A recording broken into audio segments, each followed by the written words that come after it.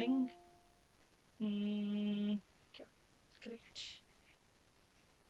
Okay.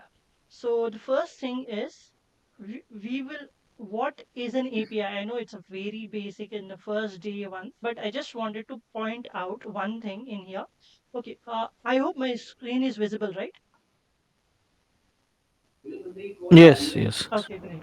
Okay, so API is a full form is application programming interface, but a point where two systems, subjects, organizations, etc., meet and interact. So, if we say what is an API, here the server has programming code, and this desktop mobile users, these are which users use applications on this desktop and mobiles. Okay, we use application. So in order for both to meet at one place and interact and work along, we use APIs. That is what it says. Okay, API is nothing but where two systems meet and interact. That is all API does.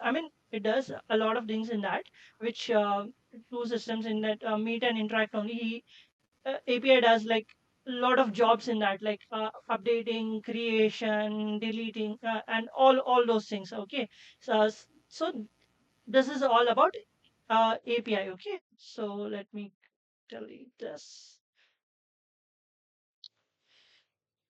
So it's an application to talk to an to meet and interact between application and programming. We use APIs. Now there is one thing we always hit. We always hit like Google server or request REQ RES server or what they say dummy JSON server. So there are many links on the internet which we hit to get the response. Okay, we hit the server of that, but we can also have our own servers created in our local systems. Like if I say, if you go to a restaurant, there the kitchen is it's not a local server. Okay, it's a some third party server. But when you're cooking in your home, okay, when you're cooking in your home, then the kitchen which you have is your local server. For that you don't need internet. Okay, but when you're working on the third party links, then you need internet. But when you're working on your local server, which is present on your local system, which has been created on your local system, then you don't need internet. You can get the data, you can update the data, delete the data, and add the data using the local server.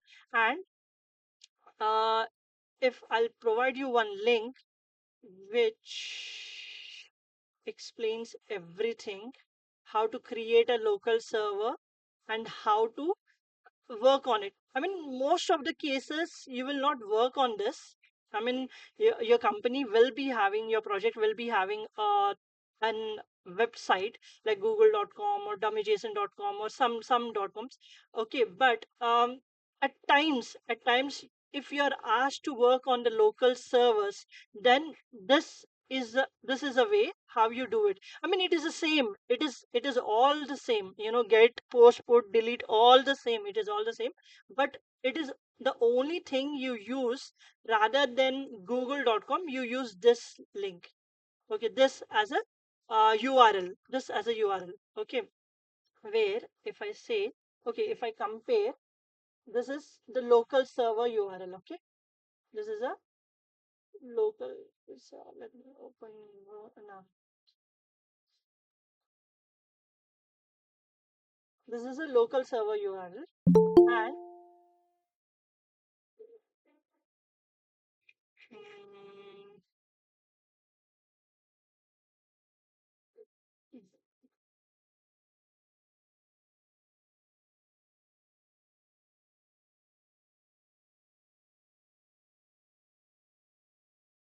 see, the only difference is this part. This part is the difference. Okay, apart from that, everything whatever you put here, you can also place it here. You can also place it here. But only thing is, here you need internet services to test any APIs. Here you don't you okay, You do not need internet services. That is the only difference. This is like your local kitchen, your home kitchen. This is a, a restaurant's kitchen.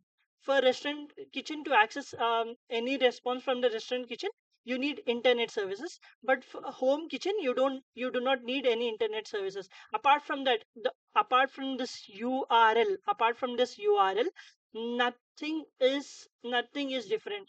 You will be testing the same: get, post, put, delete, all will be the same. Only the URL which you are using will be different. That is all. Okay, any doubts? And please go through this website where it has been clearly stated like how you can create a local server on your local system, and then you can test this local host. And this port number, the port number might be different for you. Okay, here it is 3000, it might be different for you. The port number might be different, like 3080 or 8080, something different. But this is the only difference. The URL will be the only difference. Apart from that, the testing is all the same. You will be testing the same in the same way as you did for this REQ, RES, or dummy JSON. Okay. Here you don't need, if you do not have internet services, then you need not to worry. You can still test these APIs. You can test, get, post, put, delete, everything. But here you need internet services. Okay. So let me. Sorry, Ashish. Yeah. From where you got that URL? Uh, This we don't need. We don't need internet for it. What is the name of the from site? Yeah, I've sent it now. Yeah, in the chat. I've sent this in the chat. Here, this is a U. Oh, You can go to this URL. Here you can okay. find the complete flow. You can find how to create and how to use it. Okay, Okay. Thank you. and we have used Postman inbuilt variables, right? The dynamic inbuilt variables. If you want to go through the list and read about them, then this is a link. You can go to this link and you can read about them. Like we have used many, right? Like if I go in here, control F, email. See, here we have random email, then it says a random email address, and so it talks about it. I mean, it gives the information. This is a documentation of the inbuilt variables, the Postman inbuilt variables, which they have created, and they have documented it to let us know like what each and every variable does. If you want to go ahead and read about them, you can read it, but mostly we don't do it because we know like what to use and what not to use. But at times, if we want to know like what especially a specific variable does, then you can go ahead and read them just for a general knowledge purpose, nothing more than that. Okay, so this is done.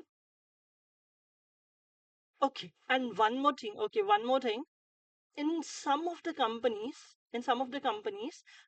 there might not be put, patch, and delete methods. They might use post method for all these three as well. Okay, in place of put, patch, and delete, they might use post only, and it will perfectly work. Like post is the father of this put, patch, and delete. Like you can replace put, patch, and delete with post only and only if and only the documentation says. For delete also, you can use the post method. Like if I show you one document in here, uh,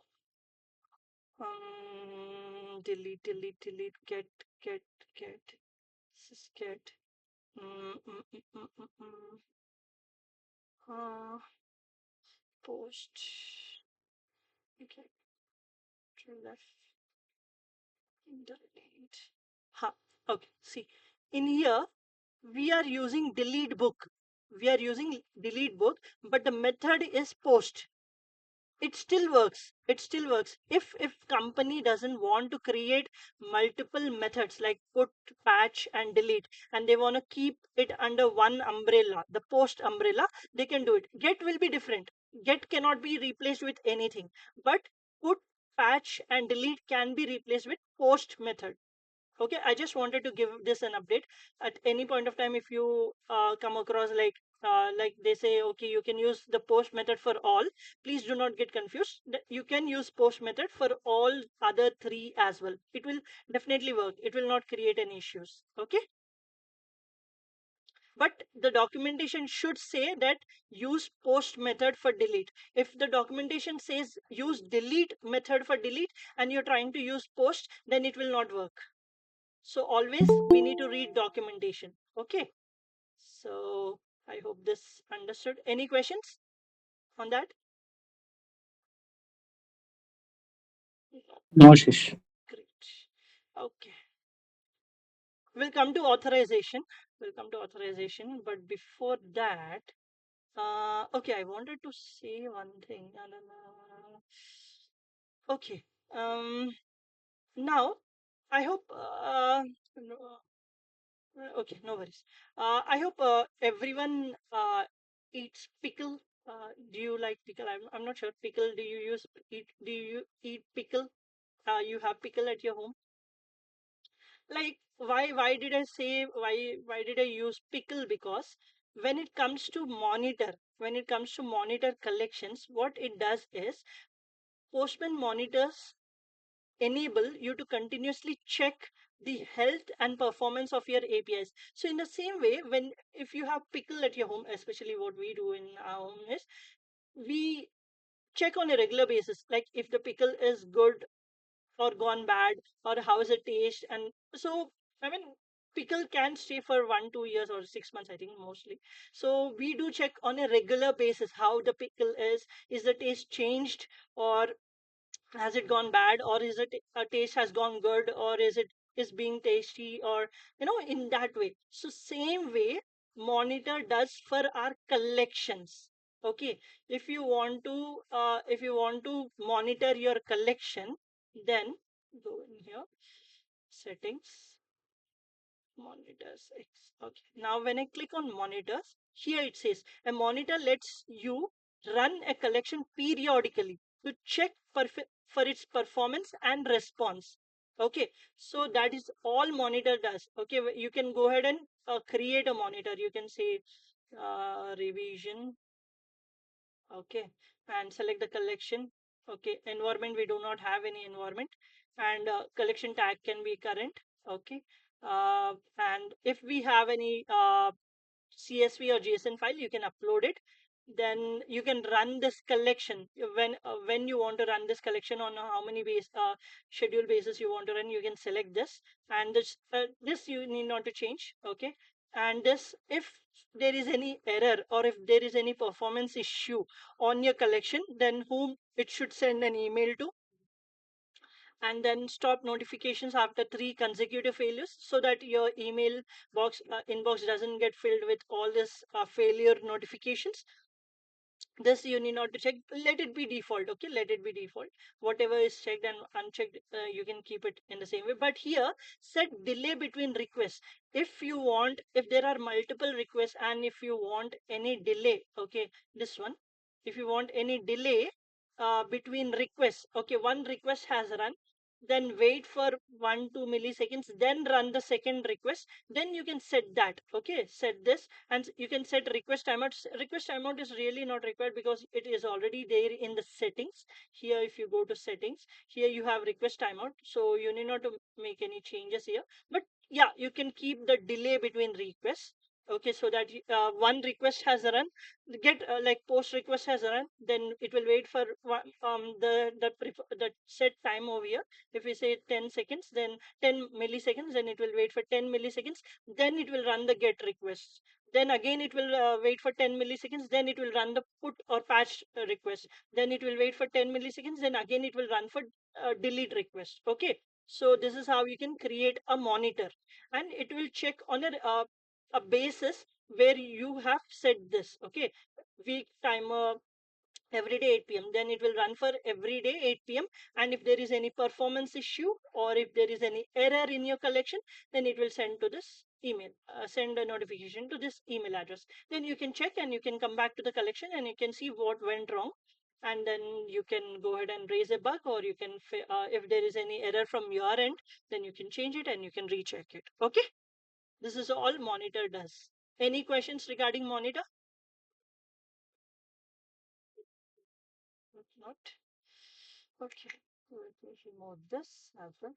And Nadia, you did ask.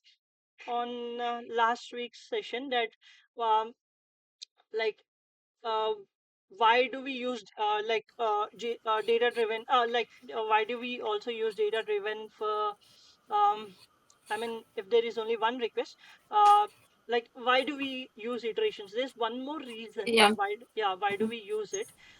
If I come to this, let's say workspaces, fabric, batch, and no monitors in here. Which one? Sorry, what was it? Add product. Okay. Let's say if your company or project has said you to create 100 accounts, 100 user accounts for your application. It might be Facebook or Twitter. You might be working for Facebook, and your project has asked you to create 100 user accounts using API. Using API, you and valid user accounts. Create valid user accounts. So you cannot go ahead and write in each and every time. Like you cannot go ahead if I go in here, add a product. Let's say here we have username and password. Okay, that is all you need to create an account. Okay, so each and every time you cannot you cannot change username password you for 100 accounts. It will be very time taking, and it will be tiresome, and at times you might make mistakes, or at times you might get bored. So what we do is there's one more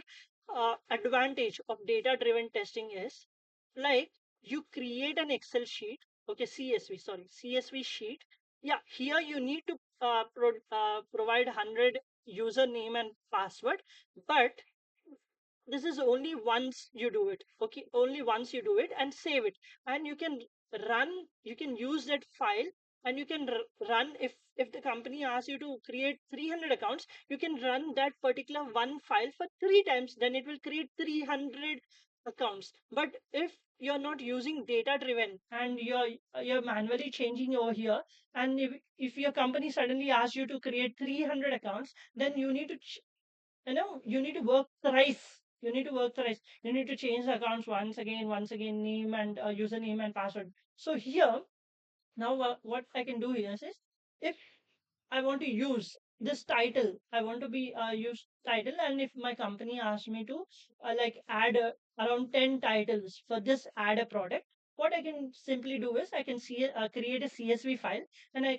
add 10 product names here. Okay, and then go to this request, change it to data variable, and then where exactly in here, go to the collection. Okay, and run collection, go to run collection.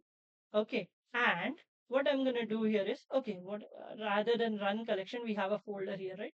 Go to run folder and uncheck all these ones, because I do not need these. I only want the add product to be added, 10 titles. I'll select this. I'll select the file from the computer and say, if you want to upload to workspace, you can upload it. Here you have an option to upload it to workspace. Here you have an option to upload to workspace. So I don't want to upload it to workspace as of now, so I'll close this. And here you already have 10 iterations. Okay, now 10 iterations, because we have 10 products. Now run the folder, sorry, not the collection. See, 10 products have been successfully created with these names. With these names, 10 products have successfully created. Now, if they ask you to create once again, then you just need to click on run again. That is all you need to do. Okay, but if you do it manually from the request, then you need to go to the request, then you need to change it. So it will be a very hard thing to do, and very bore and tiresome as well. Okay, that is also one of the advantage where data driven testing comes into picture. Okay. Yeah. Thank you, Ashish. Yes. You're welcome. Okay, so this is also done. Understood, right? The advantages of data driven. Yes, yes. Okay. It's yeah. It's very useful. Yeah. Okay. Now it else?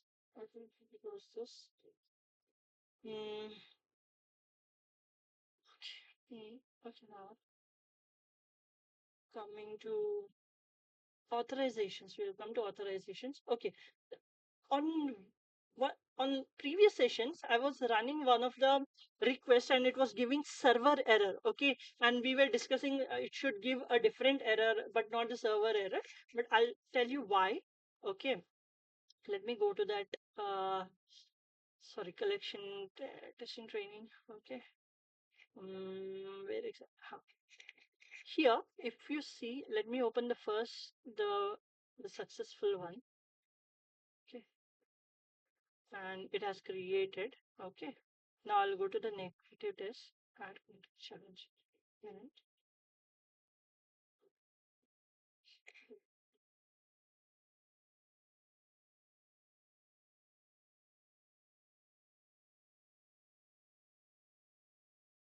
it's trying to get the response from the server. So that is the reason it's taking too long time. Let's see.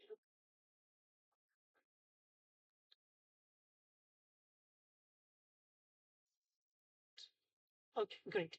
Okay, so we got 503 service unavailable.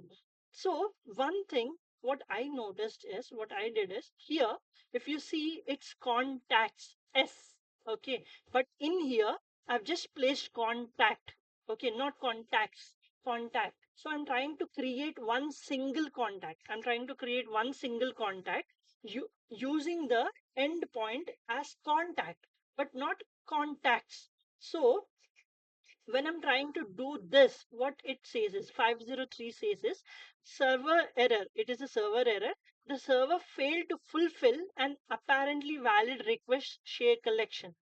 Okay, so the server failed to fulfill your request. Okay, whatever request you're trying to send to server and asking for the response, it failed.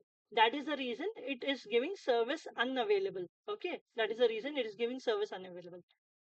So this is a reason which if server is unable to you know get your request done with a proper response, like you ordered some dish in your restaurant, and if that dish is not available, it's not available, or it's hard to prepare, it's not possible to prepare, it's not possible to prepare, then that is where they say like, sorry, we cannot fulfill your request. Okay, so it's from the server.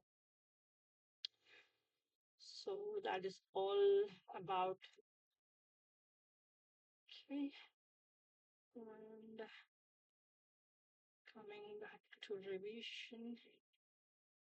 So mocking. Okay, there's one thing which I wanted to show. Let me go to it.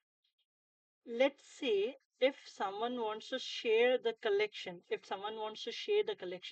can do in this way. Okay, select the collection and then click on share collection button.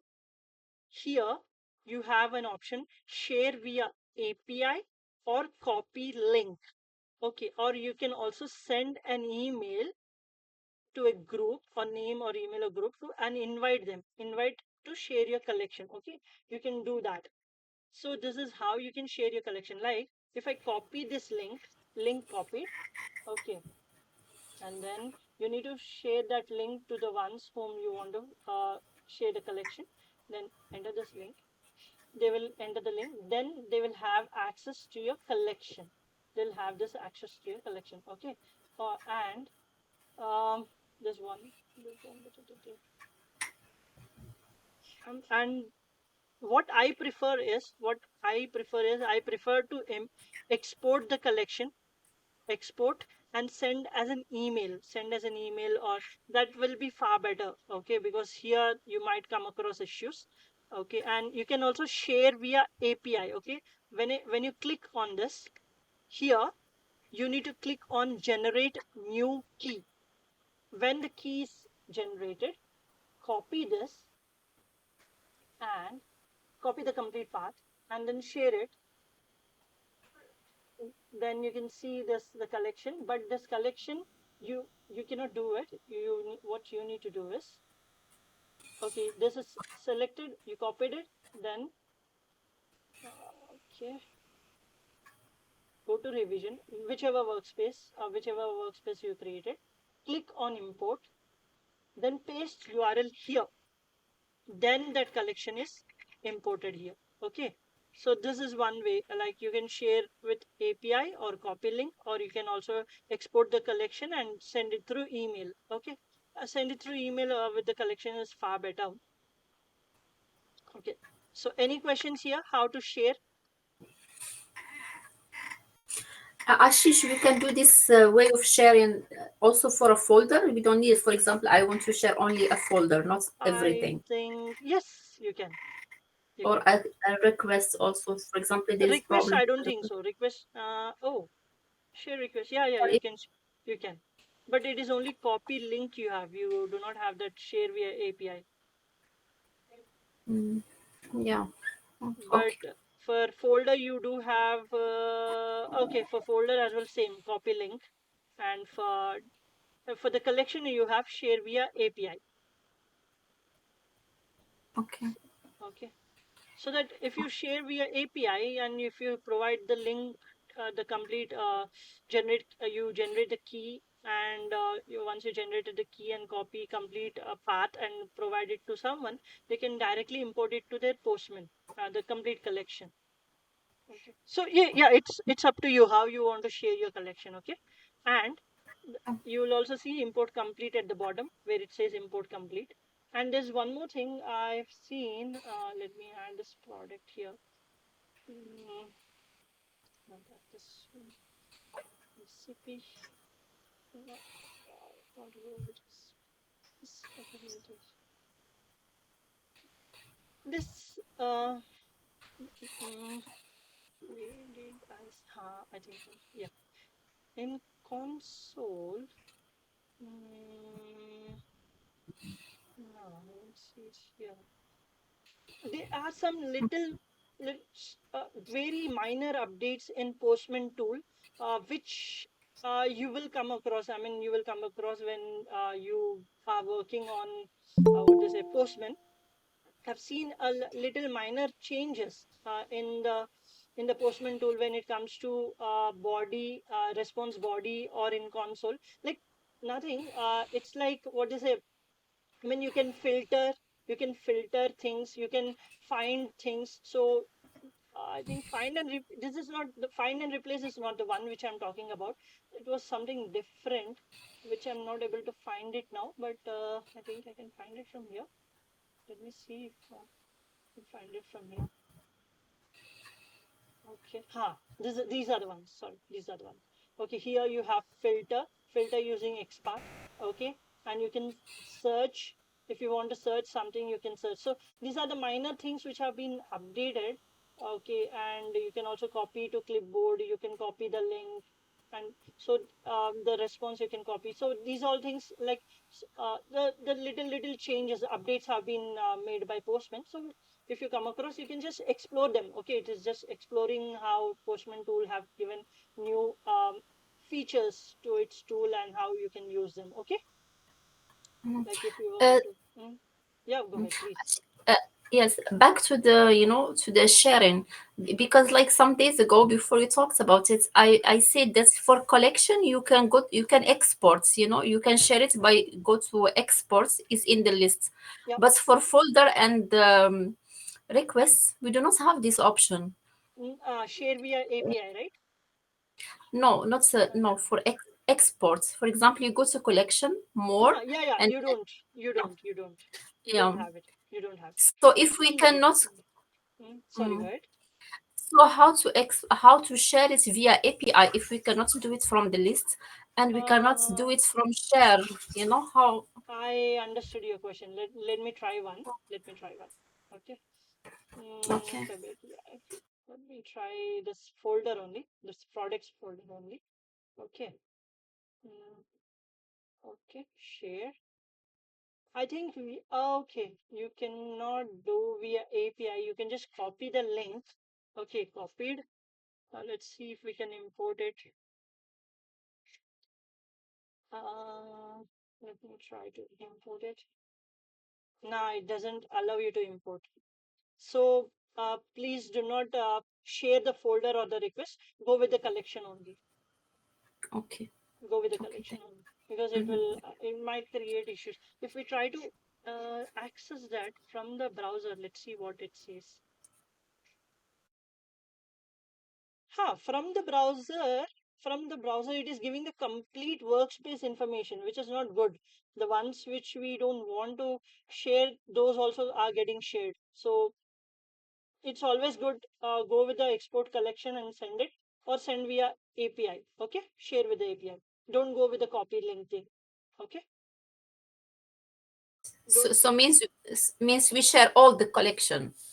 So we Uh-huh. cannot share like one folder or something. Yes, yes. Go with the collection, please. Go with the collection. Oh, okay, okay, thank you. Folder, when you're trying to share only the single folder, it is when you provide the link to the opposite person, when he's trying Mhm, to access the link, it mhm. he's getting access to other collections also, which he is not allowed to see. Those See, collections also are getting access, so it's not good. So always go with the collection. okay, Okay, okay, always thank go. you. You're Mhm, welcome. thank you. No problem. Okay, Newman tool. Okay, let's talk about Newman tool. Okay, let's see. I don't want this collection here. Let me delete this.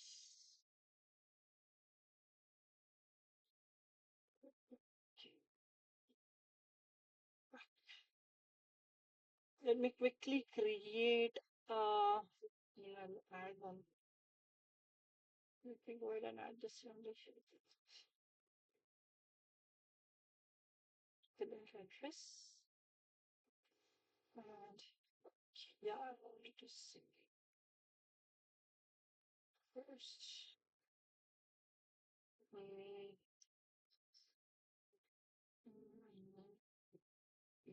chat and the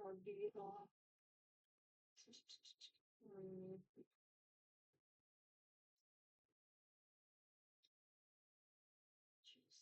scripts.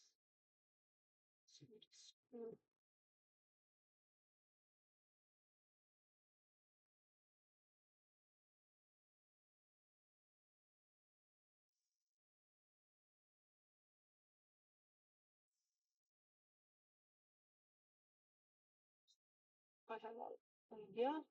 Let me send it. Now, this one thing I wanted to share. If you go to console, okay, if you go to console, here, uh, dummy for text, okay, here, you see all this information, right? Every information you see, network information, request headers information, request body information, response headers information, and the response body information under the console. Now, when you this part is error. If there is any error, it will be shown. If there is any warning, it will be shown. If there is any information provided in the console, this will be shown. This is the log, is this complete thing. Okay, this complete thing is logged. Okay, let me, if I uncheck this error, okay, I think nothing happened. Yep, nothing happened. Nothing changed. If I uncheck warning, nothing changed. Okay, network request headers, request body, response headers, and response body, we have it. If we uncheck info as well, nothing happened. But if we uncheck log, then you don't see anything here. So log is should always be there, and error, keep error, and warning, yeah, you can keep warning as well. And information, it's always good to, these two might not be mandatory, but error and logs are mandatory. If there is any error, and if you want to provide that error to the developer in the bug description or details, then this needs to be done. So let we keep default. Okay, let it be default. Please do not change anything, because it might some information or warning they might ask at times. So if we uncheck, then that might get missed. So keep it default. Do not make any changes here. But the main information is placed in log. If we uncheck log, then there is nothing here. Okay, so that is what is under log. Okay, this, so logs has all the information. Every bit of information is under logs. Then error, warning, info, it's all when we see any information or warning or errors, then only these display. So keep it checked only. Keep it default. Do not make any changes in your projects as well. Okay. Now, Let me go ahead and write one script here. The preview request.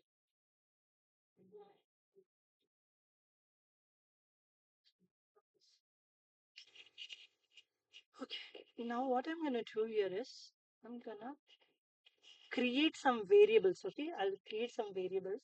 I'll copy this. I'll set as variable, set variable base URL and global, set variable. This is global. And I'll create one environment. Okay, I'll create one environment quickly. Say revision test. Okay, let's say testing environment. Okay, and I'll keep this under set as variable name end point, and I'll keep it under environment. It should show environment. Why it's not showing up? Oh, sorry, I haven't selected it. Okay. Let me select this. Now set as variable, set as new variable, then end point environment. Okay, environment. And then what I'll do here is I'll keep these two under set as variable collection. Okay, name collection level, and this also I'll keep it set variable. So that's my variable job in the collection. Okay, so all done. We have collection variables, and we have an environment variable, and we also have a global variable. All three. Okay. Now let's say, okay, what I'm gonna do here is let me do one thing here. Go to the collection variables, and I'll not keep in here. Okay, remove from here, and I'll create a CSV file. Okay, Excel CSV job job. Okay, only one record. I'll keep only one record. Save as, browse, downloads, new CSV. See, okay. Sorry. Now what I'm going to do here is, so one variable is, this is from data. Let me really add it again. First side. Job. Okay. It's all in here. Okay, so one variable we have under collection, one under Excel file, which is a data variable. Okay, one is under what is the environment, one is under global. Okay, now we want to run a Newman. We want to run this collection using Newman tool. So first, what we're gonna do here is we're gonna export this collection. Okay, export it to the where exactly that Newman, I mean, all should be in one place. That's a good thing. All folders, all files should be in one place. Okay, so we'll place it in here as well. Okay, so the collection has been exported. Now we'll export the environment as well in the same place we'll export. Now we need to explore one more thing, which is global, export it to the same place. So all files, CSV file, collection, environment, globals, all in one place. Now what we're gonna do here is now we can run our collection. Okay, CMD. Okay, so from here if we type CMD, then it will go directly to the downloads folder. Now here you need to run the Newman. You can run the Newman collection. We have the tests in place. So what tests we have? What tests we have added? One being the status code. Oh, sorry. It's a 201 created. So what we're gonna do here is we're gonna change this. We're gonna change it to 201 successful post. Okay. Now we will have this. Yeah, 3 to 3 passed. Okay, great. So Newman run. Okay, we have it. Now what we're gonna do here is we're gonna paste this complete thing. Okay, let me have that. What is the name of it? What is the name? Revision. Okay. Just type R and tab it, then you will find revision. Then this is your collection. This is your collection. Okay. Then you need to also use your CSV file. For that, hyphen D. Hyphen D means data file. A data file. Okay. For that, sorry, I'm not getting that. Why I'm not getting it? It's under the same. Oh, sorry. It's named Newman. So, okay, Newman.csv. we we have the collection now, we have the data file now. Then we need to also use the environment, right? Because we have one variable under environment, so hyphen e represents environment variables. We are using environment variables. Hyphen d represents we are using data variables. Okay, the collection, this collection is like the collection and the collection variables, everything included in this. Now hyphen e, what is the name of it? Environment testing t tab. Okay, we have the environment variables. Now we need to also use the global variables. So for that, hyphen g. Then what was the name we named it? Global workspace. Okay, we haven't named it anything. Okay, w workspace. Okay, there you go. We have all in place now. So Newman run the collection name, the collection file, then data variable file, data variables, then environment variables, then the global variables. So we have all the information now. Just hit enter, it will run. There you go. So one got failed. Which one? The status code got failed. Why exactly it got failed?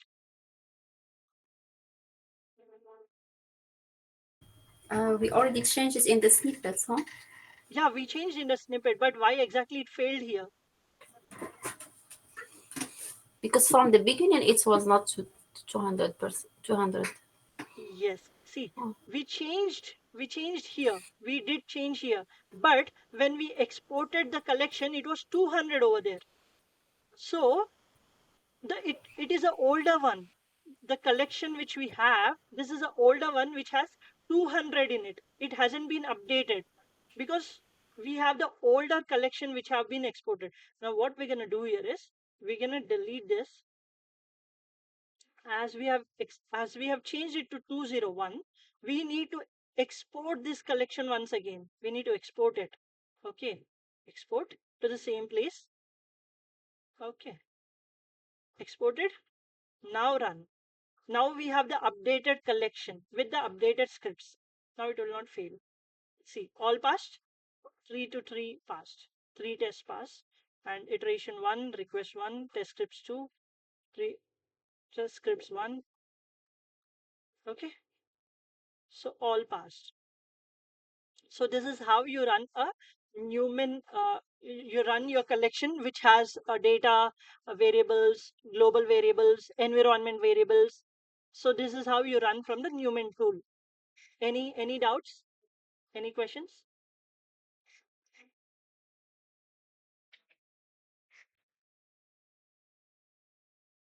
Any questions? Any doubts?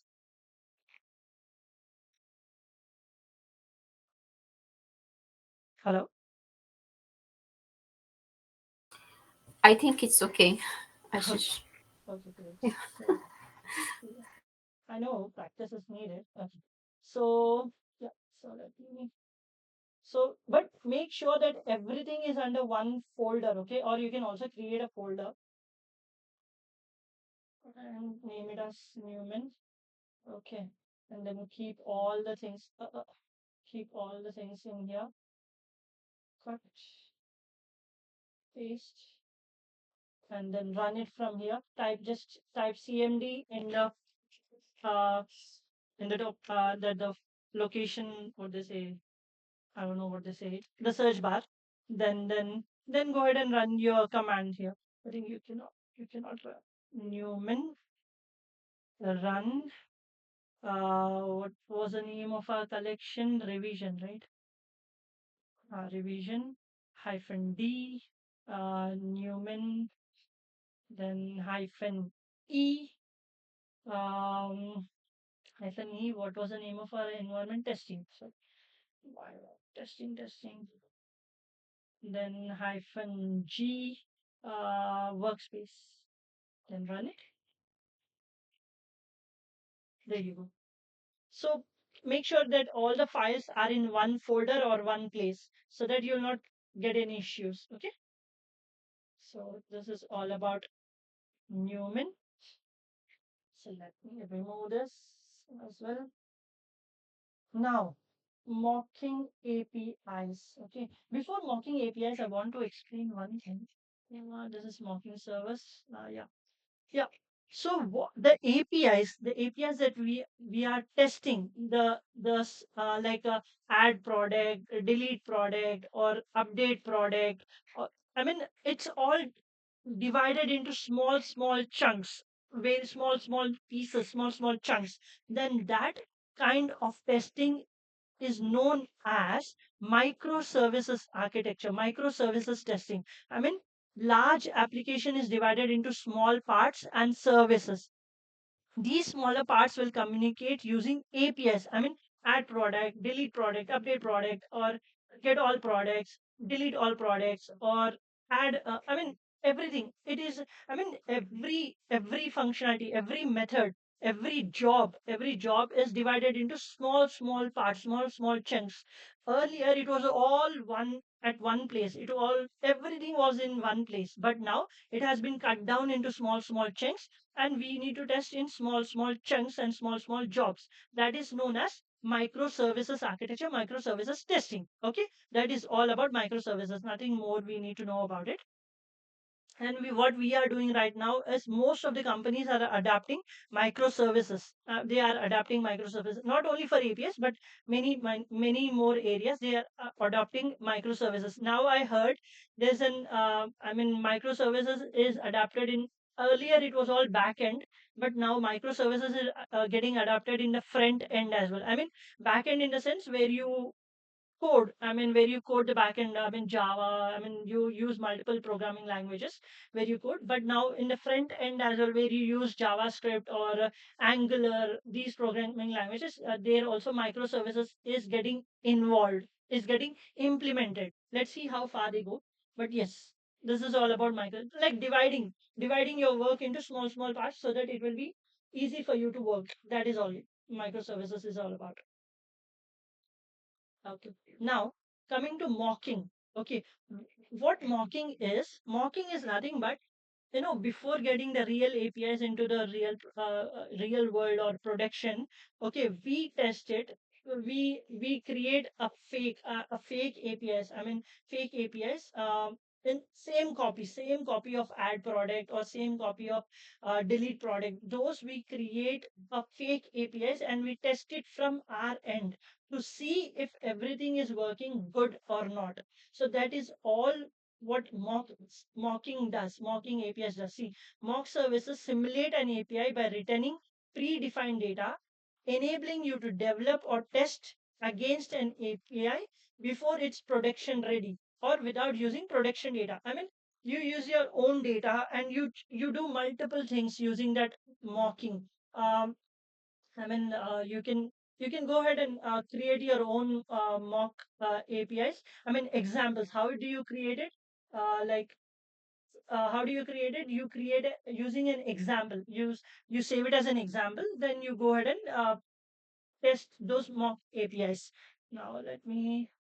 And why do we use this? Like this. I mean, if you imagine you're testing your pizza delivery app and you want to see what happens, the order successful, how real delivery backend is still under, how the real delivery service backend is still under development. However, sorry, so still under development, but still you want to test your APIs, how if the order is successful or the payment fails or the delivery is delayed. So in order to check all these things, you create an example. So you create, I mean, copy a copy of your APIs, a copy of your APIs, and you test them so that to make sure that when it is in a production environment with the production data and you're testing your APIs for the real world, most of the issues should be solved earlier only. That is the only thing which we use mocking and mock servers to test. Okay, see, this is how you do.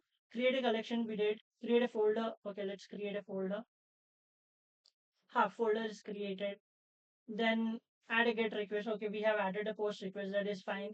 Enter. Okay, this is fine. See results. Save as an example. Let's save it as an example. Okay, send it and save. Sorry, save as an example. Okay, we have saved it as an example. Mocking. Let me give it as mocking. Okay, saved as an example. Then uh, modify. Okay, we have modified name. Then select the collection. Do right click and click mock collection. Okay, let's do that. Select the collection. Do right click and mock collection. Okay, mock. We have selected and then existing we selected existing collection. We'll say revision 2 or mocking. Let's say mocking.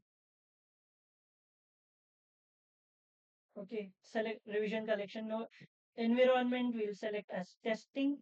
Okay, and then create mock server. So mock server is created. Okay, now once it is created, what does it say? Create mock, click create. It will generate mock URL.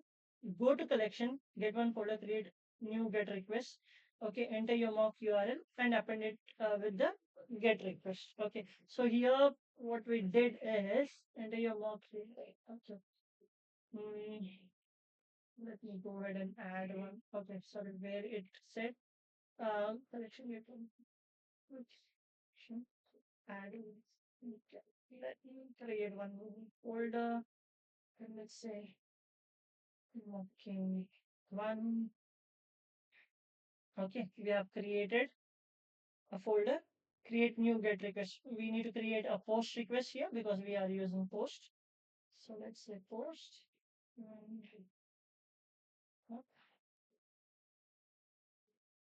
and then, sorry, we do have the URL with us, right?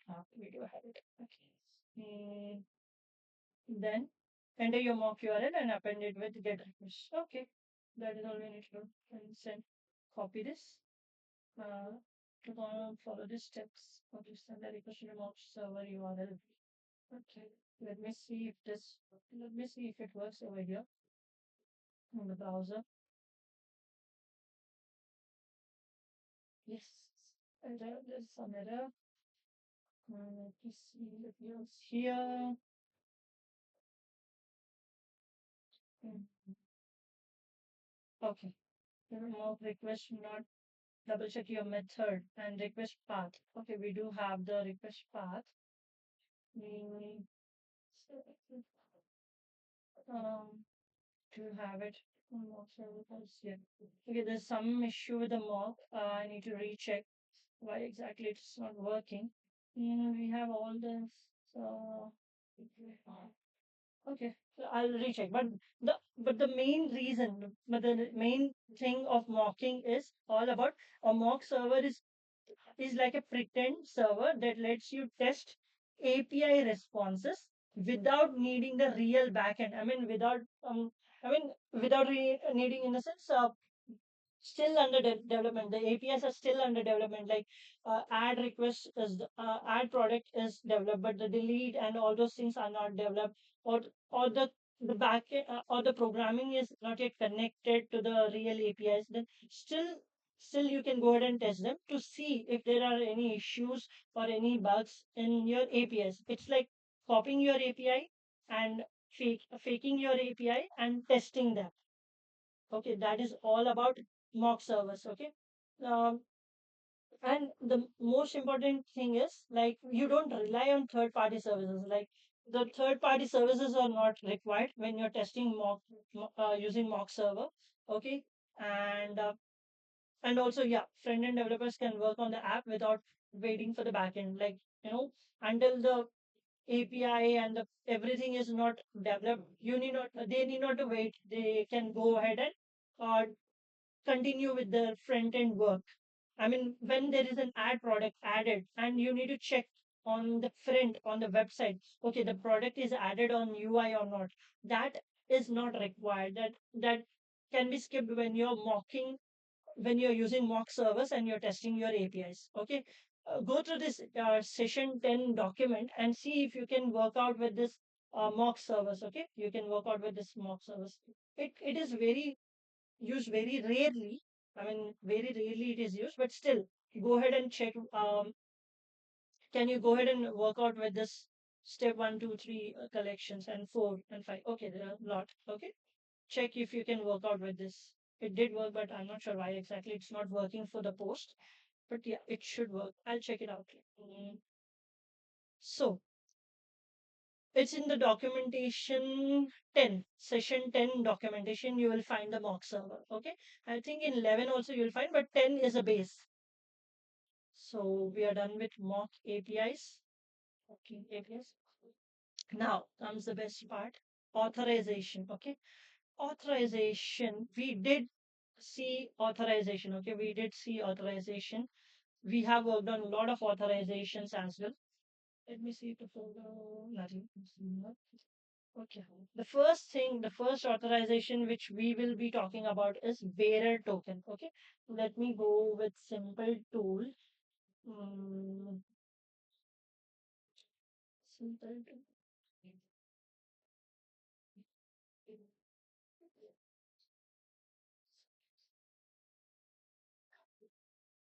Here you will find authentication. And here, so I need to have the URL. Okay. Okay. URL. Then add a request. Post. So bearer. Okay. Okay. And then I need to do authentication and then add this endpoint. And then there is a body as well. Copy.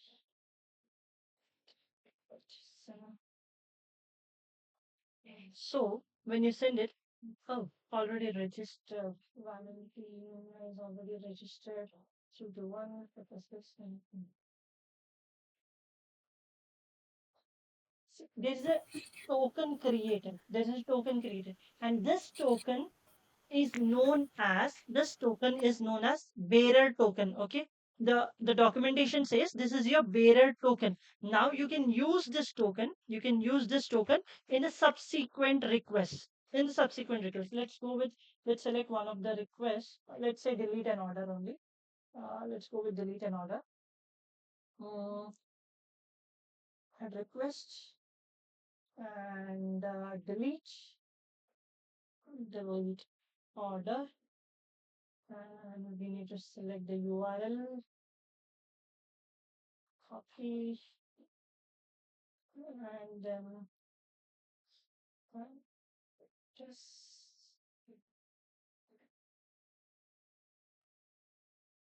okay, saved. I don't think so. We need any body here. No, no body is required. But this delete is asking authorization. Authorization should be added. Okay. So order ID. Okay, sorry. We need to add order ID as well. Order ID. Let me guess. Order ID as one. Let me see. Okay.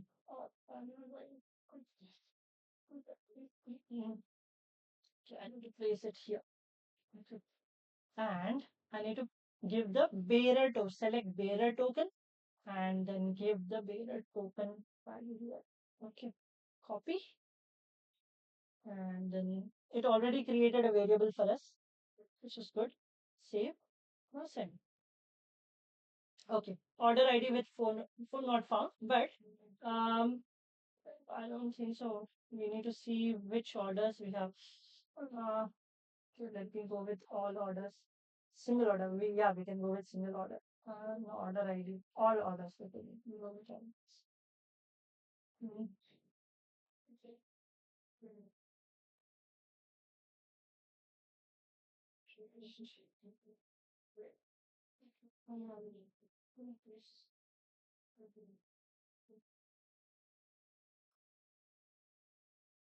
Okay, now this is a request orders.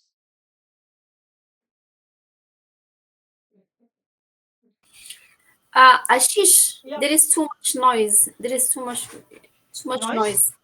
Yeah, yeah, noise. Wait, let me come out of it and then Mm, let me get out of the session and then join back. Okay, 1 minute. okay. Leave session, rejoin, join now. Okay, let me share the screen once again. Share, hide, ignore. Hope now you might not hear. Okay, now let me go to send orders. All orders as well. We need authorization. Okay.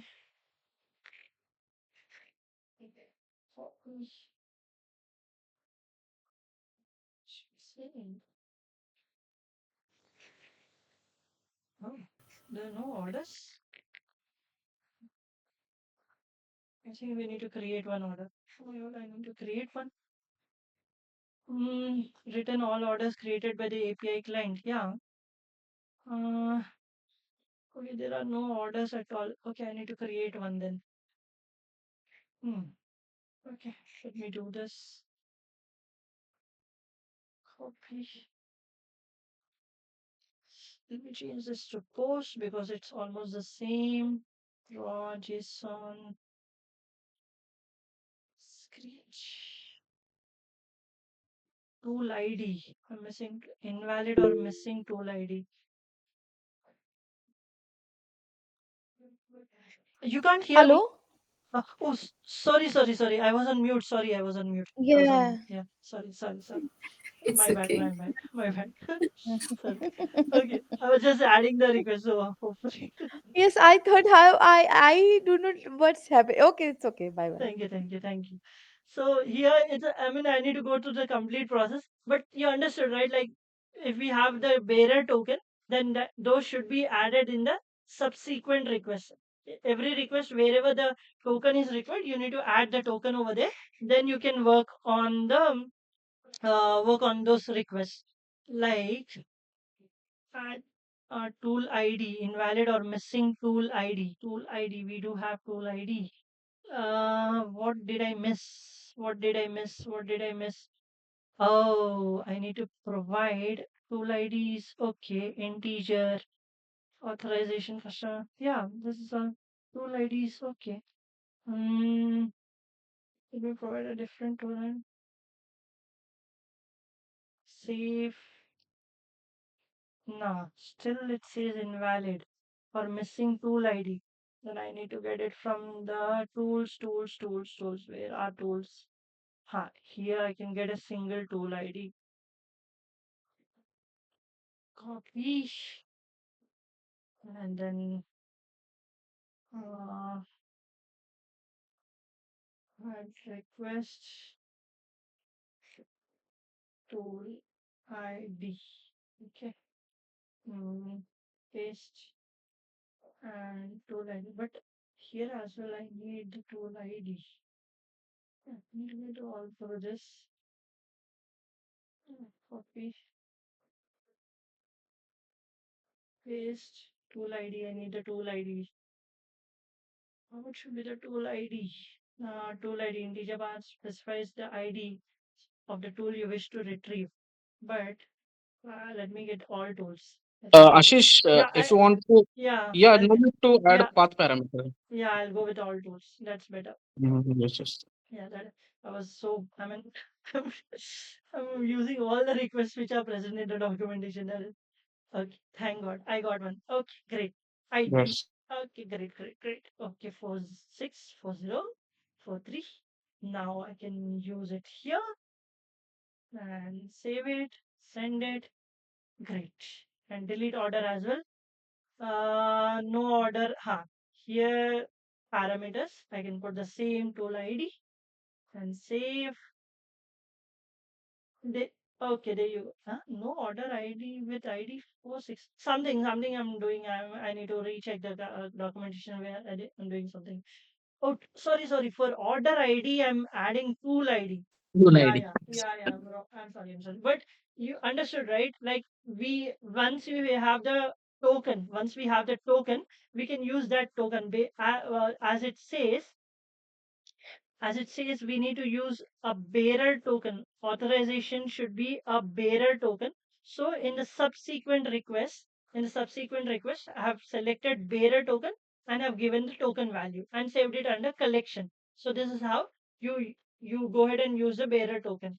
Okay, understood.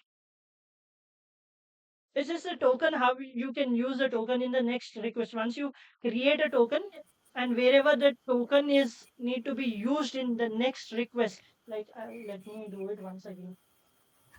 Let me close all this. Okay.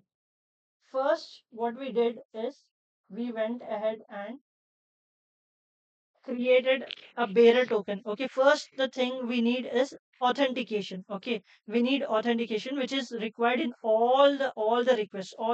It is asking for authorization. So what authorization we need? We need bearer token. So I went ahead and created a bearer token. Okay, using the client email and client name and email. The token is created. Now if I want to use one of the requests, let's say delete, no, I'll not go with delete.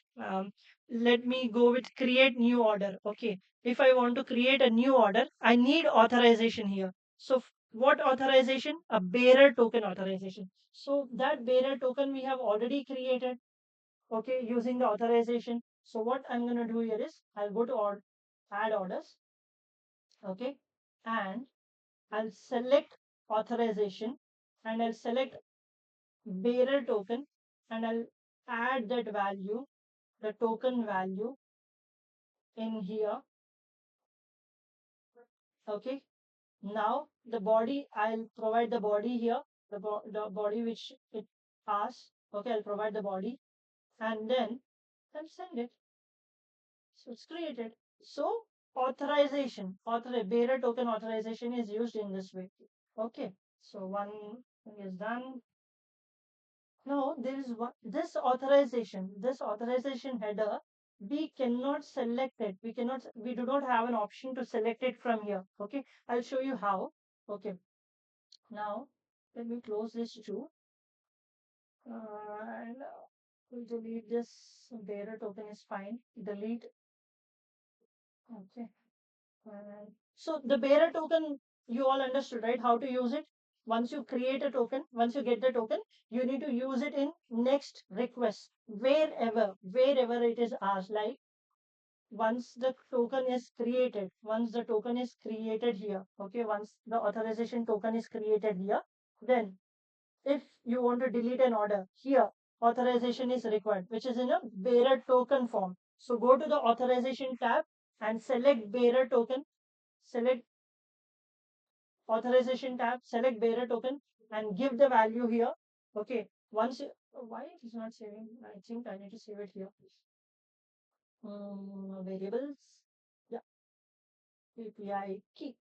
Let me save it here. Okay. Save it. Yeah. Good. Okay. And use authentication type as bearer token. Then select the variable or enter the value. Always select the variable. Okay, which you have that value in. Then enter the body. Or if it is delete, then you don't need a body. Then send it. It will be all good. Okay, understood. Hello. Yes. Oh, great. So Yes, the yes, next, great. The next thing is this is a authorization header. Okay, this is authorization header which you will not find under the list, under this list. Okay, I'll show you how. Let me go to that website. Okay. Okay, this is a website. Now what I'm going to do here is I'm going to inspect this. Okay, and here I'll select network. Fetch exit char is already selected. I'll minimize this. Select the email, enter the password, and click on login. Once we click on login, come in here, select the login request. Here you in under the response tab. Under the response tab, you will find a token. Okay, now you'll also see this in another place, which is under application, under storage, under local storage, you will find the endpoint, okay, the URL, sorry, the URL, and also you will find the token and the token value. So you need to place the same thing, the same information in your Postman request. Okay, same. So how you do it is first you go to network and then go to login and go to headers. Here, this is the endpoint and the URL which you need to use. Add request, and it is a post. So let me demo one. See, I need to remove the this. Why I selected post? Because it is a post method. Okay. And request URL. Okay, URL is selected. Then payload. I need to select a payload, copy the payload, which is in JSON format, body, raw, JSON, and click beautify, save it. One last thing which we need to do is we need to add authorization header. Okay, we need to add the authorization header for this request to work. So how do we get it? We go to headers, then okay, here, sorry, response. We go to response and select the complete token value. Oh my God, it's so big. And copy. And this is a key. This is a key. This is a value. Okay, so go to authorization headers. Sorry, headers. Go to headers and type in authorization here. Select authorization. Oh, it hasn't been selected. Select authorization and enter the value here. Now, what you can do here is you can copy completely this, set as variable and set as new variable API. No, let's say auth, and keep it to collection, save. So it is saved as variable, save it, send it. There you go. Then you can use this in the next subsequent request. But this authorization option, you will not find here. You will not find no auth, basic auth, bearer token, JW2, digest auth, OAuth 1.0, 2.0, Hawk authentication, AWS, NTLM, API key, Akamai, ASAP, Atlassian. But you will not find this option, authorizations, only authorization option under this. So that is the reason you need to add it under header manually and then place the value under variable, then send it. Now, let's say if you want to, let me clear this all and let me click on add to cart. Okay, it has been added. Now select this, add to cart. Okay, and payload, we have payload. Mm, headers, we do have headers. Okay, let me copy this and request post to keep and body raw JSON. Then what was the review source? Okay, Let me copy the complete thing in here and paste it, purify, and go to headers, select authorization, and select the value here. Auth, save it. Send.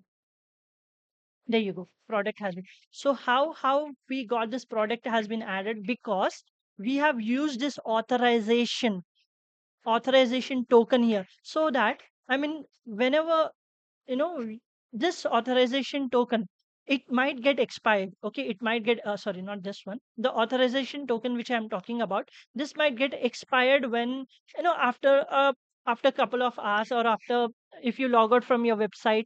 But if the authorization token is not expired, then you can use that authorization token in the next subsequent request, in order to work on product add to cart, or view your product, or submit your order. I mean, you can go in here and you can go ahead and add, you can view the cart, or view your orders, or sign out, no, not sign out, or click on home. These all things you can do without logging in again and again. Without logging in again and again, you can one token is more than enough, so that you can work on subsequent requests. But the only thing is, this should be added manually in the headers. This should be added manually in the headers, and you will not find that option under authorization tab. So select a new key and type in authorization.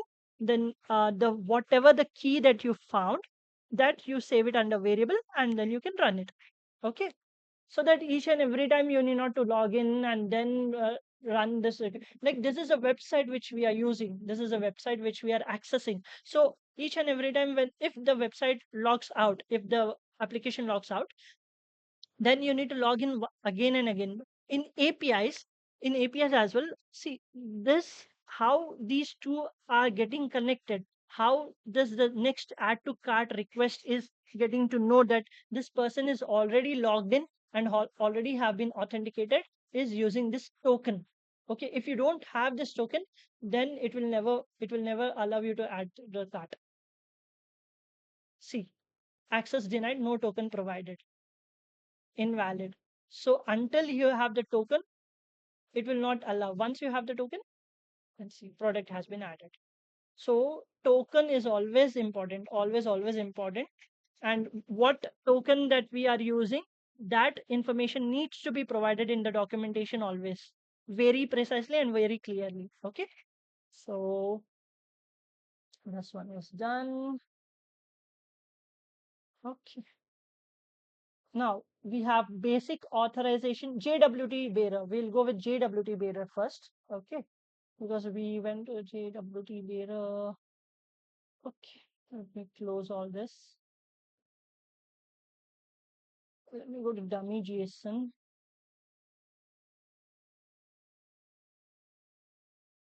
Okay.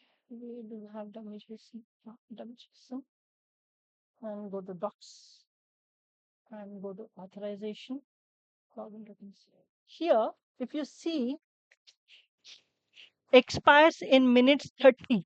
Okay, and it defaults to 60. So this token will expire in 30 minutes, or defaults to 60. Okay, optional, we can default it to 60. But if we don't change it, then the token will expire in 30 minutes. Okay, if this information is provided in your documentation, then make sure that whenever, if there is any error with the token saying that token is invalid, or token is not correct, then see if the token has been expired. If the documentation says that the token should not expire anytime soon, then yeah, then check your request and response, like where exactly it is going wrong. Okay, so what we're going to do here is, this is token. Okay, what we are now um, practicing is a JWT bearer token. Okay, so let me copy this URL and add request, and it's a post method, I think. Yeah, it should be post. And one body raw JSON. Okay, and then uh,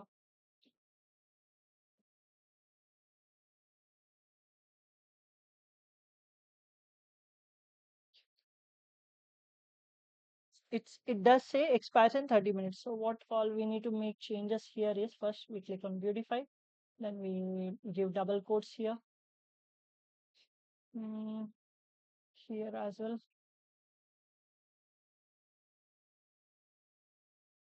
Here as well. I hope my voice is clear, right? A bit Yes, noisy. Yes, yes. yes. Yeah. Thank you. Thank you. Okay. So all good now. So let me save this. Beautify. Okay. Now if I click on set, there you go. We have a token. Now we need to see if this token is a bearer token or a JWT token or any other type of authorization token. How we will get to know is when we go to get authorization user request. Here we see pass JWT via authorization here, which means this is a JWT token. This is not bearer token or any other type of authorization token. This is a JWT token. So we copy this and then so it's all everything depends upon the everything depends upon the documentation. If you can read the documentation properly and precisely and understand it correctly, then there will be no issues. I mean, 99% of your issues will be solved with the documentation. All is written in documentation only. Okay, now we have the get request. Okay, it's a get request, and we need to authorization should be JWT. Okay, let's go with the JWT auth. Select JWT bearer, and where exactly we need to place it here under here. Okay, payload. Okay, yes. Now we select this token. Copy. Yeah, copied. Save this. Save this as well. And where exactly we need to place it? We need to place it here where it says JWT headers. Here we need to place it. Okay. Now what I'm gonna do here is there's something which I've copied extra. I think something I copied extra. Let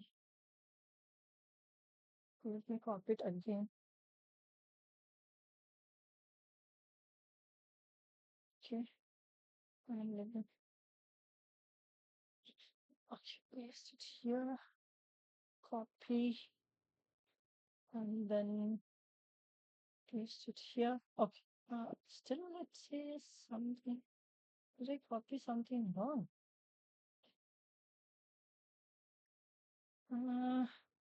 Yeah, this is all good. Access token. Yeah. Why it's what is it? Uh, Ashish, this Yeah. actually was happened to me once with the bearer token. Yeah. I'm That's what happened to me. Yeah. just wanna check. Okay. JSON object array or okay. It is asking for JSON object array or literal. Okay. Let me do one thing. Uh, should we have? Oh, it should work because it did work earlier as well. Let me see here because it did work. Mm-mm-mm. Auth. Yeah, get authorization. Yeah, yeah, it worked. It did work. Then why it's not accepting this time? Okay, we haven't added here. But it should. It is the place where it should go. The value should go over there only. Mm, it's not working. It's not working. Gosh, did I paste it? Okay. Okay. I think I need to place this also. Now it should work. I think everything should be under one tree. Yep. Okay, now let's see. No, still it says Why does it say this? Mm, JSON object, expected a JSON object. Yeah, we are placing the JSON object. Literally. Conflict. Okay, let me try this once again. Send. Okay, we have the key. We have the key access token. Now, mm, we have it. Now, tree. What mean? JWT. Mm, here. What? Ashish, there is in the response, there is something it was refresh token is under it. This isn't it something? Refresh token is different, Nadia. That is completely different. Which we want to refresh the token. Mm, not sure why exactly. This should work actually. Access token should work. Not sure why exactly it's not working. Mm, mm, mm.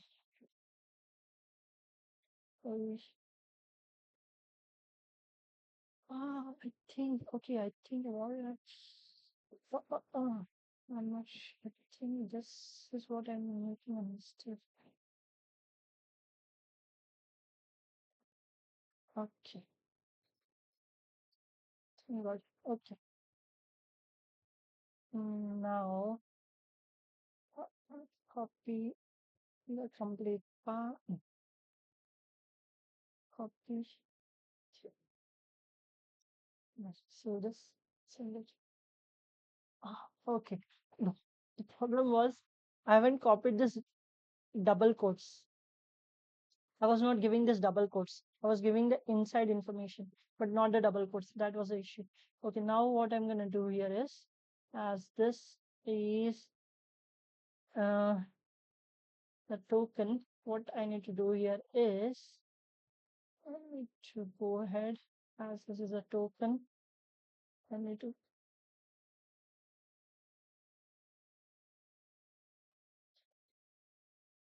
if you want the selection variables, say JWT, and paste it here and sit here,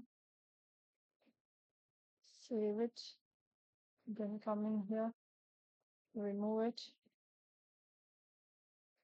JWT, how to save it, send, Dave, we got it. Okay, the double quotes was the trouble. Okay, so this is how you use JWT token. I mean,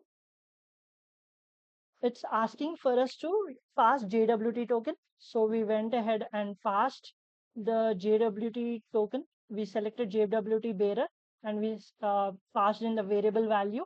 Okay, then we sent it. Then all was good, all good.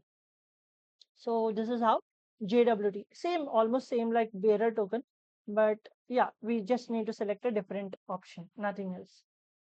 Okay, so we are done with JWT as well. Now, basic auth. Okay, basic auth. For that, we'll go to a different collection. Okay, we understood JWT, how to use JWT, right? It's same as bearer, but bearer we Yeah. have, yeah. Then JWT in a different place. Okay, so we go to training. Here, come to Postman authentication, basic auth. Basic auth is very simple, very simple. You put in the username and the password here, okay, which is provided in the documentation. It will be provided in the documentation. If you go to the documentation, view documentation, go to authentication, select basic auth. It's okay, sorry, select basic auth. It says username this, and it will also provide it might not provide you the password because password is something secure. So So this is how username and password is provided. I mean, password you might get it from the developer or from the business analyst. Okay, to use the send a request with the header or the basic. Okay. Hmm.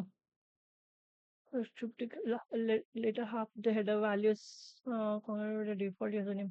Okay, it says in here to use this endpoint, send a request with the header authorization basic, this one, the cryptic later half of the header value is the base 64 encoded concatenation of the default username and password. Okay, this is how you can get the username and password. So once you have the username and password, you can just select basic auth and enter the username and password, then send it. Then it will be authenticated. I mean, mostly username and passwords are provided in the documentation. Username is provided. Password, if it is not provided, then yeah. So if you see here, this is a basic. This is what they asked us to send in the authorization tab. Once it is sent, then we will get a password. We'll also get a password like here. Where exactly we can find. Here it's the information is not provided, but mostly it is provided in the documentation, or you can ask the developer. That is completely fine. Like what will be the password? If you once you get the password, select the password here. Let's you can see the password. Okay, password is password. If we go to the documentation, let's see if it says this.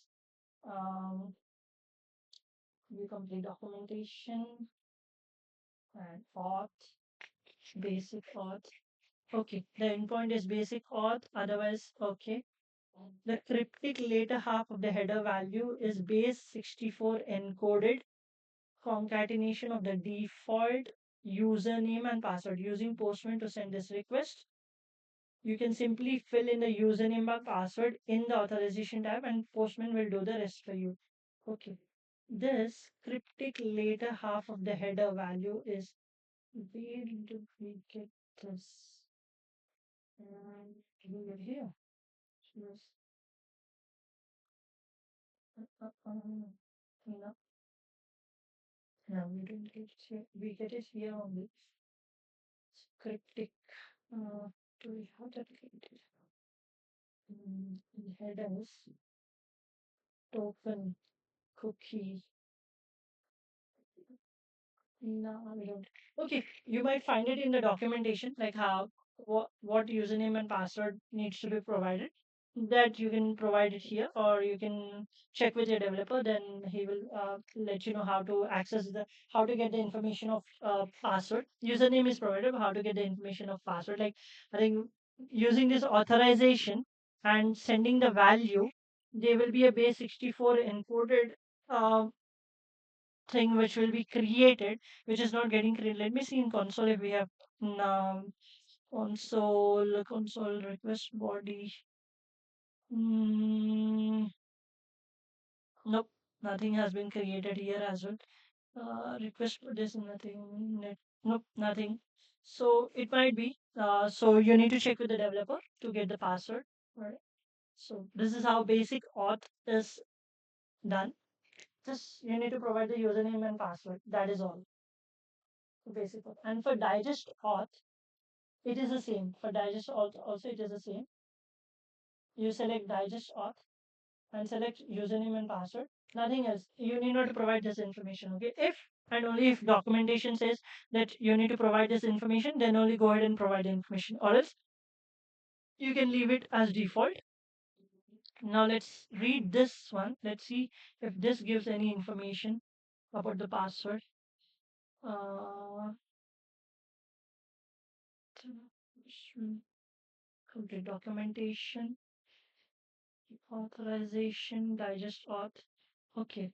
Here it has given the password. Your password has been given, but there in basic auth, the information of password is not given. Yeah, it all depends upon how the documentation is created. So once you have that, then go here, digest. Let's see if that is a password. Yeah, that is a password. Then click on send. There you go. So let me hide this. Let me hide this as well. So here in documentation, they have given the password value. But for basic auth, they said that we need to send this to use this endpoint, send a request with the header. Okay, send a request with a header. I think we can do one thing. Send a request with header. Let's see. But we are sending it. Basic auth, authorization, authenticated true. Now, now, if I copy the same, duplicate it, okay, and in here, I'll not select any authorization. You know what? I'll just send the header. Okay, okay. If we don't select the authorization, then the authorization header is gone. If you see here you can see authorization header, but in here, if I unchecked no auth, then the authorization header is gone. So no, that should be given in the documentation as well. The password information should be given in the documentation as well. Okay. So we are done with digest auth and basic auth. Any questions? These are types of authorizations.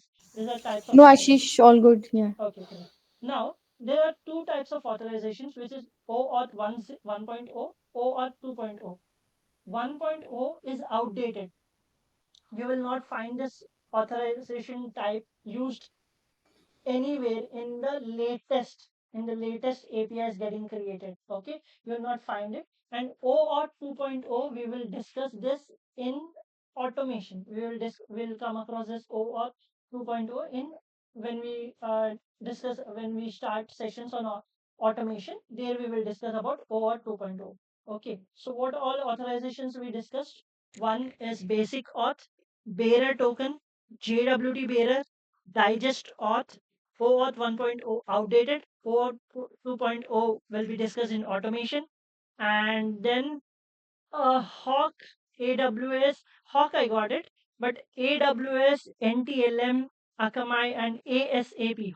I mean AWS, NTLM, Akamai, and ASAP Atlassian. I did not get any examples anyway. So yeah, if your documentation or if your project asks to test with that authentication, then please do ask for the complete details on how to use that particular authentication. Okay. But there is, yeah, yeah. You please do ask the developer like how to use the authentication. Then once you get to know, then will be easy peasy for you to work on next subsequent requests using the tokens. But I haven't come across any where any whatever projects I worked where they used AWS or NTLM or Akamai or ASAP Atlassian. Maybe the AWS is specified for AWS products, which is Amazon products. NTLM, I'm not sure which is that. Akamai, we have a company which is Akamai, so they might have created their own authentication. And Atlassian is also one of the company which they have created their own authentication. NTLM might also be the one of the company which they have created their own authentication type. Okay. Now, Hawk. Okay, let's go with Hawk. Hawk authorization. This is also same where you need to provide the Hawk auth ID, auth key, and everything should be default. Algorithm. You need to provide these three. How I got to know that we need to provide these three is when you go to the documentation, complete documentation,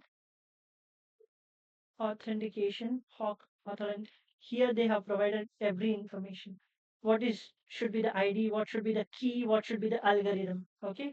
Once we enter these three under Hawk authentication, and then when you send it, we have a successful response. Hawk authentication successful. So where we got to know that we need to what all information we need to provide ID, key, and algorithm, which information we need to provide is under documentation. Under documentation, you will find this information. Use them, then get the Hawk authentication successful. So are done with awk as well. Last one, last but not the least. I mean, last one. Last. So, which is API key. Okay, API key. Um, which you will find here. Collections. Create a collection. Here, this is how you use an API key. Okay. Now, if I go to collection authorization here, okay, how, I mean, if you go to this request, it says inherit authentication from parent. What is the parent of this request? What is the parent? Folder is not the parent. Collection is the parent. Okay, collection is the parent. When you go to the collection, here when you go to the authorization type, you can see API key auth type is selected. So API key auth type is selected. So that is what it is saying. Inherit, I mean, take it from the parent. I want it from the parent. Whatever the authentication type is selected in the collection level, which is my parent, that authentication should be used in all the requests, every request, wherever the authentication is required. Okay, so it is called inherit auth from the parent. Or else, if you don't want to inherit from auth from the parent, you can also select here API key. Then you can enter your values here. Okay, if you want to inherit from the parent, then select inherit from the parent. And it also says Postman API key. Okay, recommended setup is API key because we have already inherit from the parent. So we can say inherit from parent, or we can also go for API key. Let's go with API key. Save. And then how can we use it? Go to the documentation, view complete documentation, collections, view collection. Here it says, no, I don't think so here. No, not here. Introduction. Ha. You must use a valid API key to send requests. Okay. You can get your API key from Postman's integration dashboard. So let's go with integration dashboard. And then in here, API key section is selected. Click on generate API key. Name your key revision. Okay, I did name it wrong. Revision. Generate API key. Key is generated. Copy it. Close. Come back to your collection. Go to your here. Go to your request, and then enter the value. And it should save here. Let me save it here as well in the collection. Okay. Save. It's saved. Okay, good. So now send it.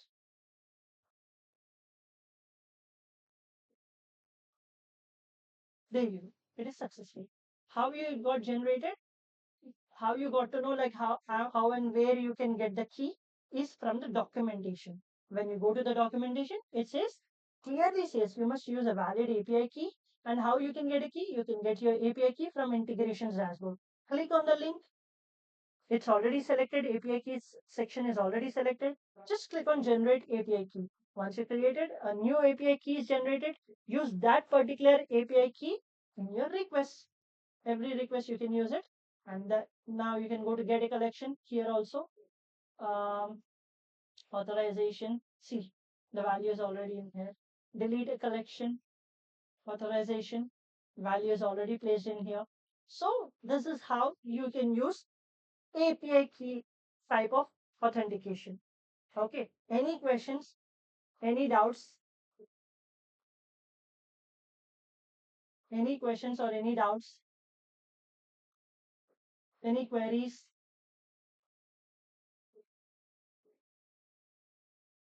Hello? Yes, yes. Finally, Ashish, we Yeah. have completed this.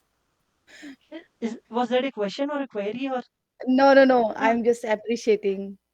Oh, thank you. Okay. Okay, Yes, thank you. and we learned a lot, and thank you very much. You're most welcome. I'm really happy too. Okay, so with this, we have completed our Mm. manual part of API Okay. testing, which Mm. where we touched little, I mean 1% of automation as well. Like you have written your scripts, and also you have tested your collections using Newman. So it all comes under automation. Okay. Mhm. And scripts, writing scripts and creating flows is also under little about automation. So Mhm. yep, so we are done. We are done Mhm. with the manual thing. So Mhm. congratulations to everyone. Yes, yes, thank you very much. And thank you for your patience and support. Now, now Thank come. you. It's you who supported us much. Yes, yes, It you was were, great. yeah, yes, and Yeah. really appreciated Ashish. Like, before that, before starting this course, I had no idea what is API, how it works. Actually, one time I got notes from someone, and I thought, oh my, I don't know. But as you started, I have more interest to learn, more interest, more interest. So you actually awake interest in me. Thank you, thank you, thank you for your valuable feedback. Hmm. And okay, what else? What else? And Now, yeah, sorry, sorry, go ahead. yeah, I just want to say to appreciate that we both practice and theory, and that's Yes. helps much. It's like if we have experience of work now. Thank you Yes, so much. it's like, yeah, yes. And in the beginning, I took Nadia, Gotham, and everyone. Thank you, everyone, to like be always in the meeting, and that's really nice. Thank you, thank you, Yeah. thank you. Thank you, Renu. Thank you, Nadia. Thank you, Yes, everyone. and thank you, Gotham, for all your support. Thank you, Ashish bhai. And Thank always, you. always Gotham, what he was doing after Ashish class, Gotham always support me to learn things because my stage and Nadia stage was very like initial. We are learning, and he supported like us a lot. Great, Yeah, great. Super, super. yeah. Thank you, Gautam. Thank you so No, no, much. no, not like that. Actually, all the credit goes to Ashish bhai because his teaching, like process, everyone process Yes, is different, but Ashish bhai process is yes, very different. Like if anyone is stuck there, yes. then just So stop and when I mm, try to see mm, another one video, I said, nah, I will go for Ashish video. So that's marvelous. mm. Thank you. Yes, yes, Now, definitely. okay. Now coming you to the complete actually you complete actually every corner, you try to Mm. reach in every corner, even though the people who are in company from long time, 6 years, 7 years, they just go work and done. But you taught us how to go and deeper and deeper, more deeper. Yes, yes, actually, Yeah. real implementation. Yes. That is the thing. thank you, thank you. Okay. Now you might Thank you so scold me. much.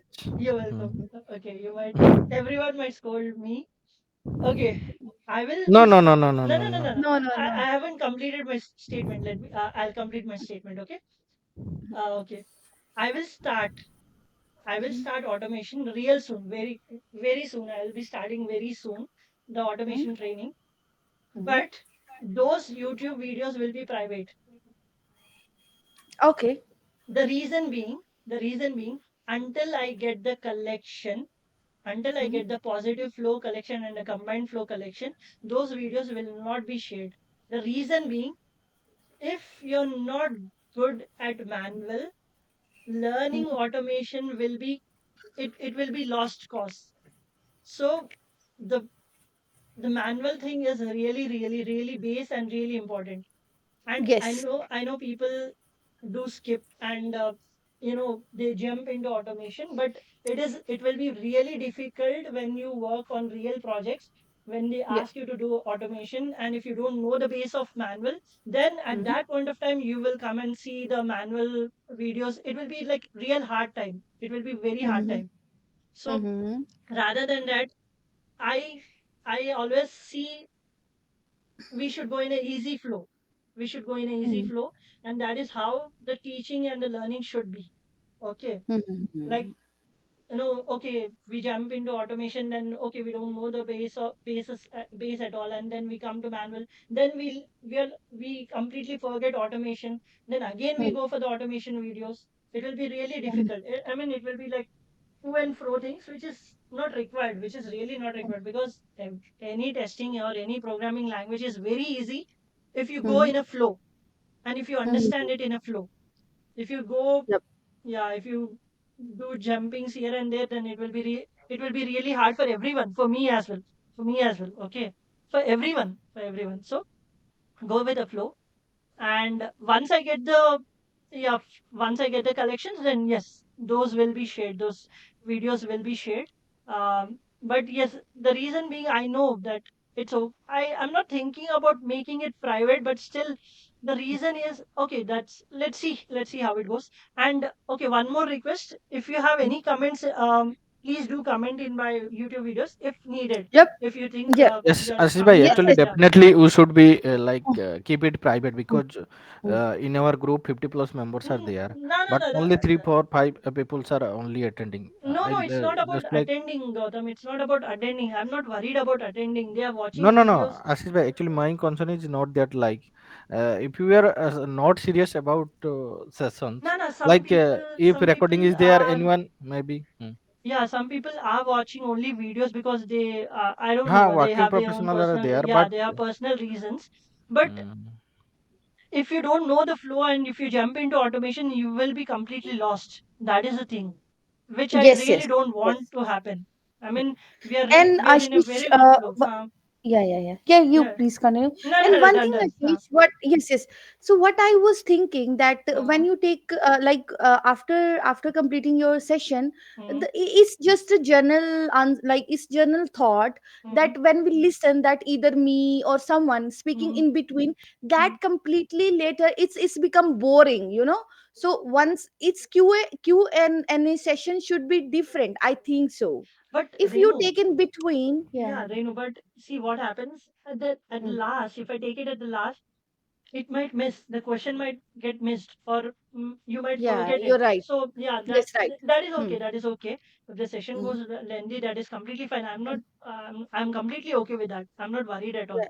But Okay. it's the flow and the way that we need to learn. If it is Hmm. missing, then that will be a problematic. That is the only thing. Yep, you're Okay, right. let's see. Yes. Let's see. Hmm. Yeah, and. Okay, today is Wednesday, right? Okay, let me start automation from Monday itself. I'll be starting from Monday itself. from Coming Monday Monday. it will be like it will on weekday or like Same Monday to Friday. okay, okay, okay. Okay, I'll do one thing. As it is automation. Ashish, give some time, Yeah, please. yeah. Give some time, I'll please. Monday, Wednesday, Friday. Yeah, Monday, Wednesday, Friday. I'll keep it in Yeah. this way. And Sunday, Okay. no, not Sundays. Monday, Wednesday, Hmm. Friday. Hmm. Yeah, automation, right? Okay, programming, right? Okay. Yeah, Monday, Wednesday, Friday. 3 days. Yeah. Okay. Okay. So, Ashish, I thought before starting automation, so Hmm. give more time. At least start from Wednesday. What do you think? More No, no, time Because no, I no, for no, need no, to, more huh? time no, for no, Hmm? no, no. You sorry, should more start time for on Wednesday. no, no, no, more time for what? I did not understand. More time for So today's class and hmm. all the stuff remembering again. What do you think? Nah, it's okay. no. You'll have Actually, ample time, we Renu. can also continue now. We Yeah, can yeah. also And this is just a revision. This is all about revision, Okay. right? So Yes, yeah, yes. from Monday, and it will be very basic. I mean, very, very, Mm. very basic of automation. And Okay. you will be practicing. You will be practicing a lot, and you will be giving me examples a lot rather than me doing it. Okay. So it will be Okay. fun. Okay Okay. then. Okay. Okay. And Okay. please upload the video today. Yeah, yeah, yeah, yeah, yeah, yeah. I'll do it. I'll do it right Okay. away. I'll do it right away. Okay. Okay. Okay. Okay. okay. Thank you, Okay Thank you then. so Ashish. much, Thank Ashish Thank you, bhai. you. Gautam Thank and you. Nadia. Thank you very Thank Thank much. you, you very much. everyone. Thank you, Thank you. everyone. Bye. Bye, Thank you. everyone. Bye. Goodbye. Bye. Bye bye. Bye.